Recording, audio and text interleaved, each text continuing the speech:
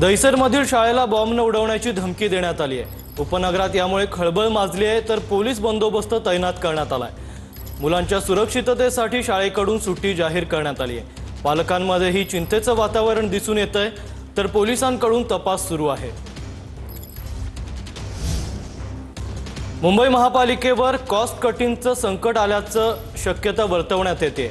मुंबई महापालिकेतील 27 खात्यांमधील पदांचा फेरआढावा घेतला जाणार आहे। तांत्रिक संसाधनांमुळे कालबाह्य झालेल्या पदांची संख्या घटवण्यात येणार आहे। भत्तेही कापणार, नवी अनावश्यक पदभरती रोखणार असं कळतंय, तर महसूल वाढ अनावश्यक खर्चाला कात्री लावण्याकरता पदांचा फेरआढावा घेणार असं सूत्रांकडून कळतंय।